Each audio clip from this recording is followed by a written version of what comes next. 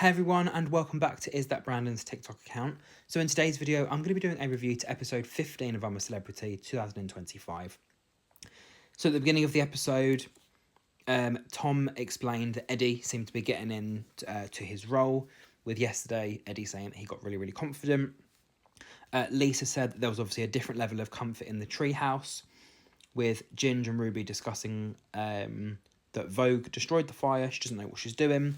And then Vogue obviously looked up and kind of went, I know you guys are talking about me, so you might as well just tell me what you guys are talking about. Shona was asking Eddie how he ended up in comedy. And he said it was, from his dad, who obviously wanted him to go into being a lawyer or a doctor or an engineer or something like that. And obviously having been from a kind of an African culture or an African background, that's kind of what they aspire you to want to do. And, things like comedy and media and music and the more creative things are not necessarily seen as things or jobs or careers that they should go into. He said that he was asked to host a talent show at a university and he ended up making people laugh. And I think afterwards he was asked to do more shows. He ended up having a big break at a comedy club in 2007. Where someone, at the end of the show wanted to give him more shows and things like that. He ended up being nominated for a Black Entertainment Comedy Award, with his dad being in the audience for the first time. But, I think he just said the whole time he looked like his dad wasn't enjoying it, wasn't looking around. And obviously at the end, he kind of just saw his dad pointing and poking at everyone. And he said to him, son, I was listening and I was watching you, but I was just counting everyone, like in terms of, how much money has been brought here tonight. So obviously it was X amount of people and X amount of tickets. And he was like, yeah, I think you're doing a good job. So let's just keep it going. So, yeah, it was a really interesting story for him to, be honest and open about that. But I think that's a really interesting thing to hear, more how did celebrities become celebrities? What, jobs did they get into and what people did they meet and how did they get on a certain path? Because, I'd love to be a content creator full-time one day. I just obviously don't know if that's going to ever happen. But, if I was to, I can obviously talk about my whole journey, going through life and stuff. But I don't want to make this review about me, so I'm just going to stop right there. Lisa obviously went off to do her trial. She said there was a lot of pressure to get stars and nobody wants to get single digits in a trial. Ant and Dec revealed there were diamonds containing stars and she had to avoid the dummy diamonds, otherwise she'd lose a meal for camp. So she basically had to get on her hands and knees, go through his different rooms in absolute pitch black with her goggles on and just feel around. I think before she went in, Ant and Dec kind of showed her what a real diamond would look like with 4 actual corners and the fake one was obviously a bit curved or whatever. And yeah, every time she got a star, they were just like, shove it in your sack, slip it in your sack or shove it in your sack or something like that. I think at the point, she only managed to get like 2 or 3 and she just shouted out, I need to get more than this. And she was covered in all sorts, things like rats, offal, fish guts, crabs, mealworms. Don't think there's any birds in this one.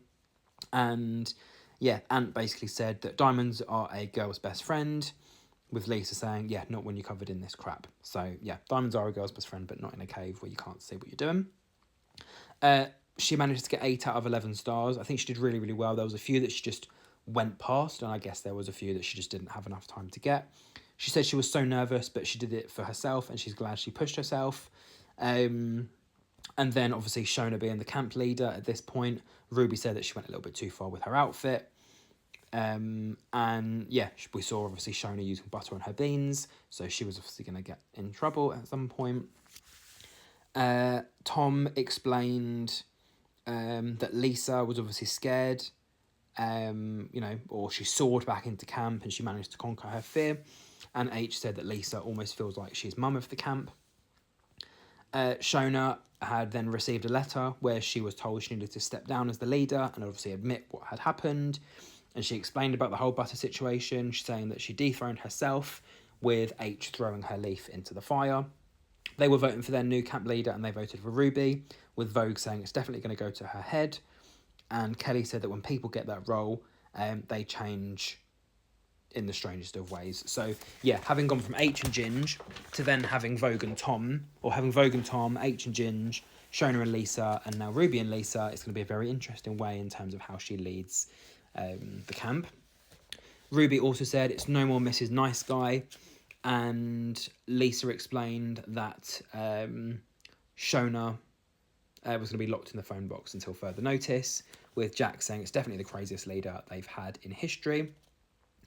Ruby explained that she wanted Jack to obviously always cook food, for H to sing, and for Ginge to dance in terms of her entertainment.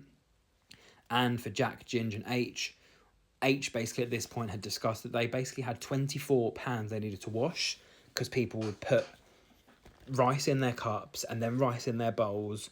So by the time it actually gets around to washing, you're washing 2 lots of cutlery and 2 lots of bowls for everybody. Ginge explained that he was going to poo in their dunny and he wasn't going to do any more chores until they basically gave him an apology.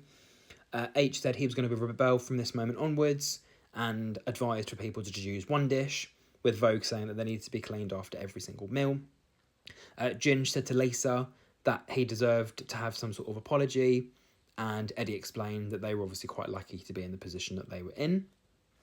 I think at this point in the show, like I said, it wasn't. I wouldn't really say it was drama. I think it was just more of kind of little ick between Ginge, H, and some of the others. That, you know, having rice in a cup in the morning and then having rice in your bowl in the evening was almost a waste of 2 things. So if you're having rice in the morning in a bowl, just use that bowl in the evening. Or if you're using a cup in the morning, just use that in the evening. Or just don't use your cup and just eat food out of a normal bowl like everyone else does, and use it multiple times and then wash it. Because it's only you eating out of your own bowl. So as long as there's no like crawlies and things like that, you should be absolutely fine. And then we went on to find out that they were going to be playing in 4 little mini groups to win letters from home. So up first was H, Kelly and Ruby, and they were going to be winning letters for Ginge, Vogue and Shona. All they had to do was answer a simple question by knocking out the wrong answers, and then obviously going for the correct answer. So the question about Ginge was, how many likes has he currently had on TikTok? Correct answer was 38 million. Vogue, what was the name of her memoir? The correct answer was Big Mouth, with Ruby almost shredding that wrong answer. And then for Shona, what market store did her character in EastEnders Whitney sell? It was clothes and accessories. So they won all 3 of those letters, which was absolutely a good start. Up next was Ginge, Shona and Tom, and they were off to win letters for Eddie, H and Ruby.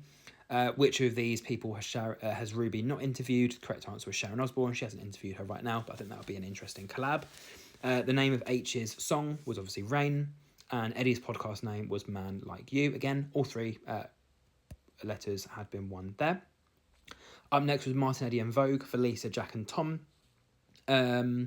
Which programme had Lisa presented? You've Been Framed. Didn't realise that. That's an interesting fact. What age was Jack when he was in the Osbournes back in 2002? Vogue thought it was 14. The correct answer was 16, and she said she felt really guilty. So Jack was the first letter that they lost. And what was Tom's subject on Mastermind? My Fair Lady, with Jack saying he didn't really want his letter anyway. He just wanted to obviously enjoy the experience. And up finally was Jack and Lisa to win letters for Martin and Kelly. What was the next line in Martin's song? You've Got the Power to Know. It was Indestructible. And for Kelly, what was the name of her dog? And they said the answer was Teddy, and it was correct. So, yeah, Martin explained that, it was great that they got 10 out of the 11 letters, but for the person that he kind of felt like needed the letter the most, didn't get their letter. And Shona questioned who was doing the chopping now that obviously... Ruby questioned who was doing the chopping now that she was the leader, and Shona was like, yeah, it's all right, I'll do the chopping. For dinner, they had Molten May bugs, with Martin saying it was beautiful, just whether they could cook them over a fire. Ruby explained she's going to age a lot by the end of the time of dinner being done, and Eddie said a hungry mouth is a rude mouth. Tom said he was manifesting putting monkfish and lobster together, that would create a cute baby.